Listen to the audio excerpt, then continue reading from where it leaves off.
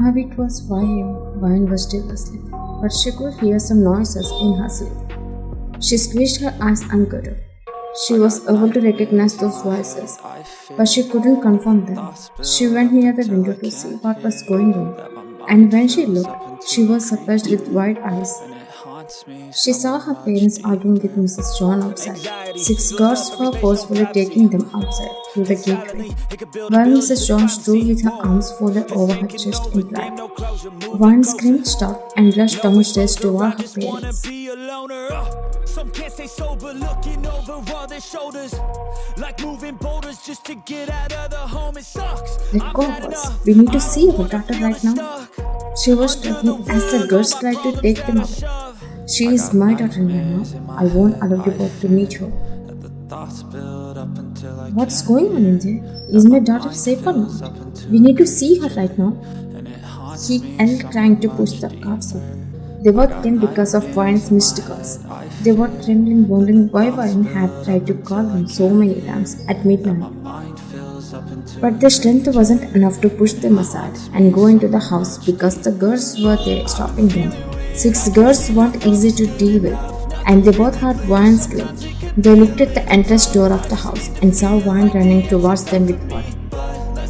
But before she could pass Mrs. John and the girls to reach her parents, someone suddenly gripped the back of her neck and causing her pain and making her stop in her tracks. She winced and closed her eyes, speaking loudly as the person's nails painfully dug into her skin.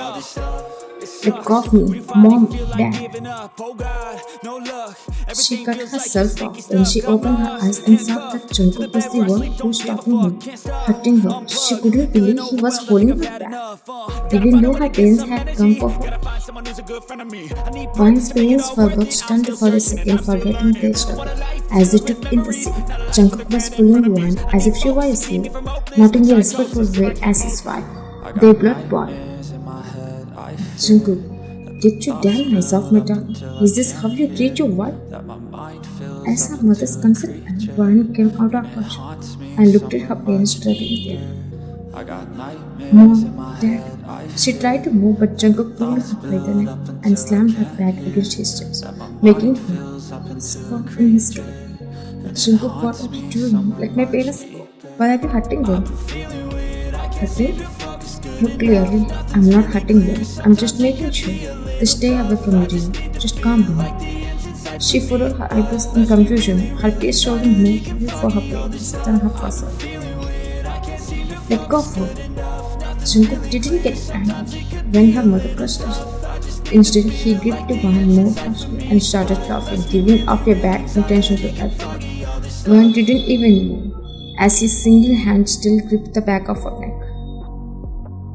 Your daughter? She is my daughter. I treat her however I want. I'll do anything with her, no matter where it takes her.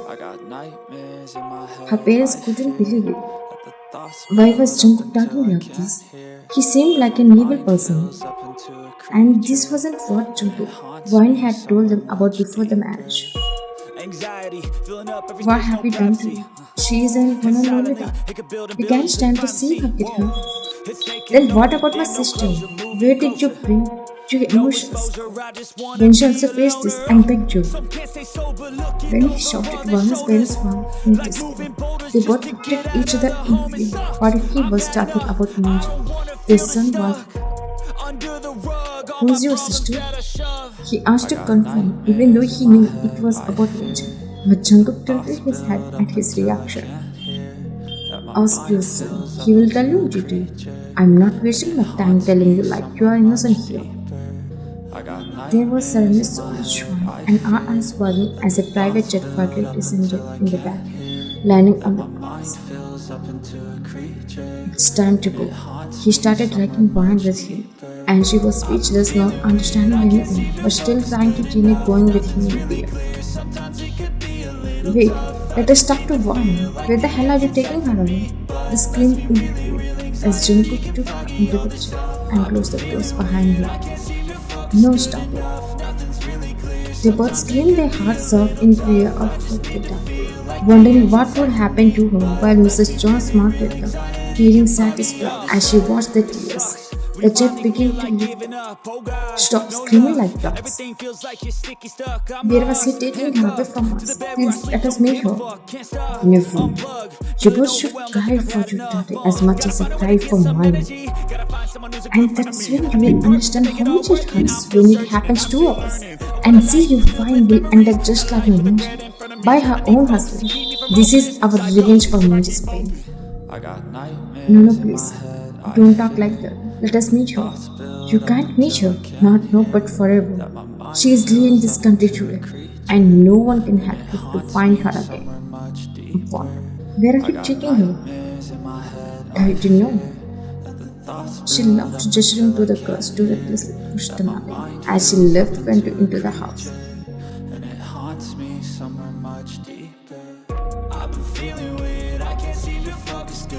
Vine pulled her hands back from Jungkook, trying to open the door as she felt pain, saying she didn't want to go and wanted her parents. But the door wouldn't open. Jungkook was pissed off seeing her struggle. Vine stopped acting like a baby. Come here, sit down, he said with an annoyance. But she didn't listen, as she was too afraid. She slammed her hands on the door as if it could open out of stupidity. This girl won't listen to words. He went to her, holding her both hands with his single one, and dragged her with him. Leave me, I want to talk to my parents. He didn't mind her words. He threw her on the sofa seriously and was about to go sit back in his place. But she got up to go near the door, which was dangerous. Please stop this. Let me meet my parents first. Before she could reach the door again, he lifted her by her waist and single motion threw her on the bed. He climbed over her, locking her under him and pressing his body down on her chest. Shut up, Vine. It's dangerous to open the door. No, I want my parents.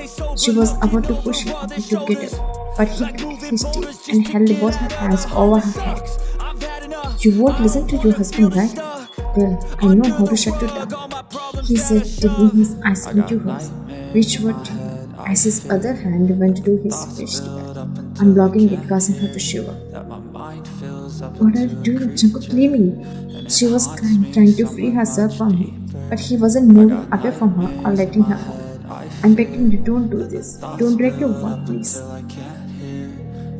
She begged her husband, crying gently, trying not to let him touch her, but he took up the belt and tied her hands, fastening her into the sofa and pulling it tight. Now she was completely helpless. Don't do this, Sophie. I'll make me something you want to be fun. As he did, she trembled, pressing her lips into a thin suppressing herself and crying beneath it. So yeah, he wasn't trying to force her. He just wanted her to be quiet, obedient, and silent. But she was unable to recognize his intentions, trembling, thinking he was going to do it. But he had just fallen silent, watching her under him, controlling her, and trembling her hands tight. He lost himself in her for a few seconds. But then he shook his head and shut his eyes tightly, telling himself not to be weak for her. But when he was opened his eyes, he saw that she was still holding back her tears, looking somewhere else. It triggered him. He wanted her to look at him, not somewhere else. Not just now, but always. He wanted her gaze to be only on him, like it used to be. Look at me, Vaughn. She didn't respond, too broken to tears. So he took to her chin, forcing her to daily eyes to meet his dark gaze. Talk to me if you want, but don't dare ignore me. I never even had a nightmare that my own husband could make me cry, scare me, or take me away from my family. Why am I going through this? The way she was speaking, with tears still flowing, left him at lost for words. He didn't know how to respond to words that sounded so innocent in that moment. I'm scared, Jungkook. What's happening between us? Please, I'm getting scared. Everything you do to me, the way you hold me, talk to me, even the way you look at me, it all scares me. I can't even look at you because you are frightening me. Trying even more, he remained lost her voice. He tried to wipe her tears silently without answering, but she turned her face away, crying, refusing to let him touch her tears. No, please, I'm scared of you, even for this concern. Why? He called her name in disbelief as she squeezed her eyes shut, crying. Then he cupped her face and kissed her lips without hesitation. This was the second kiss for both of them. The first kiss, she kissed him during bedtime to express her trust in him. It was something she needed to that day. Now in his kiss, he was making her experience the first kiss from that day. It was making her whole body go numb, taking the kiss from him with those memories. He could feel her body language, so he didn't pull away or brush it off purposely.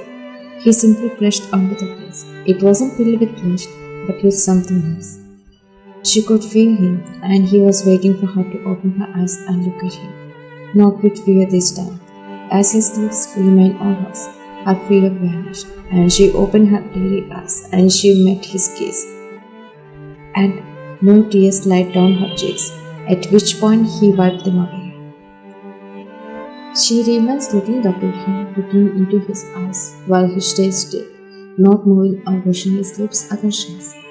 But he presses his tongue more deeply to hers, and starts brushing her lips gently with his, only after she looks into his eyes, as if giving permission, while his fingers caresses her wet cheeks. But she isn't kissing him back, even though he is being so gentle in the kiss. He doesn't stop despite her lack of response, taking his time creating a deep kiss with gentleness. More tears slide from her eyes as she can't believe he is showing the sign he showed during the dating, exactly this calm and soft with her. He blinked his eyes while gazing, and his hands left her face, moving up to her hands. He even untied her wrist from the belt and down. When she felt her arms free, she was about to move him on. But before she could, he moved away from her silently himself, leaving her clueless. She didn't try to get up as she lay there, unmoving in an unnamed emotion, trying to process that he was with her again, just as she had wanted and as he had once shown. He sat beside her, cupping her cheeks with his palms, looking deeply into her eyes, making her melt with his gentle manner. I love you, Mom, okay? I love you more than you can imagine. I'm your husband, not your master, so you would be scared to see me. Take some rest, baby. You will understand everything soon. He leaned over her and she closed her eyes, but he just picked her stained, dry tear-steeped cheeks. You know how much I love you, right? Now you trust my love, right?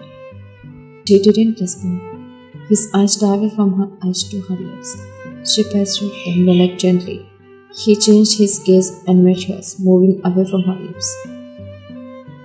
Why are you silent? Can't you see I was stopping myself from touching you? Is there any husband who would agree if a wife like you doesn't touch her on the first night? But I agree, right? But I was still giving my best to you in this matter, Bob. You should trust me and grateful in this matter. I loved you. Sometimes my anger can take over, but there is love that can come out like this for you. I hope you understand what I mean and stay with me like a good wife. He patted her cheek, got up and left, sitting in another place without meeting her eyes again. She didn't move an inch, but slowly touched her lips with her right hand gently. Every word he said was roaming in her mind. She was still feeling the kiss, which was gentle and didn't scare her. She slowly got up and sat hugging her knees, not with him, but with something else emotion.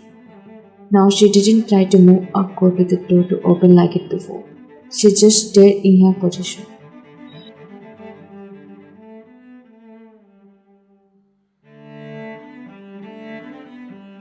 Meanwhile, Vine's parents tried to file a case against Jungkook, but no one took it at the station, as Jungkook is a mafia. They tried to meet powerful people, but no one came to help them. So they realized that they had to find Minji, who would only help them. They discovered where their son Jinho was living with his wife, but they didn't find any clue about that. However, one of Jinho's friends told them that Jinho was living in Russia. So they didn't wait for anything and went to Russia, taking the address on a private plane in fear. They feared that if they were late, they might lose Vine for sure. Finally, Vine's parents arrived at the home, where Jinho was living. When they got there, they both glanced at each other guilty because when Minji came to them for help in the past, they didn't help her at that time. Now they rang the doorbell, expecting Minji to open the door. But the door was opened by a maid of the house. Are Minji and Jinho at home? The maid widened her eyes at them as if she had heard something wrong, which made Wan's brain furrow the eyebrows. Who are you? We are Jinho's parents. By the way, call Minji. We need to talk to her. We have no time. What? She stuttered shockingly. What happened? Is Minji at home? Call her. Minji stood. They both were shocked, a chill running down their spines in fear. What are you talking about? She came to our home once. Minji Man died over a year ago. Wan's mother burst into tears in fear, while Wan's dad tried to process that his daughter-in-law was dead. But a sharp thought came to his mind. What Mrs. John had said before she left. See, your wife will also end up just like Minji, by her own husband. This is our revenge for Minji's pain. His body started shivering as his heart whispered. Is the jungle also going to end Wan just like Jinho ended his wife? How did she die? What's the reason? Tell me. He asked so he could try to see his daughter quickly. If he finds out how his daughter is going to die at Jingo, then he can see her by morning. But the maid's words made Wan's father freeze. She died because of her own husband, Jinho. Thoughts build up until I can't hear, that my mind fills up into a creature, and it haunts me somewhere much deeper.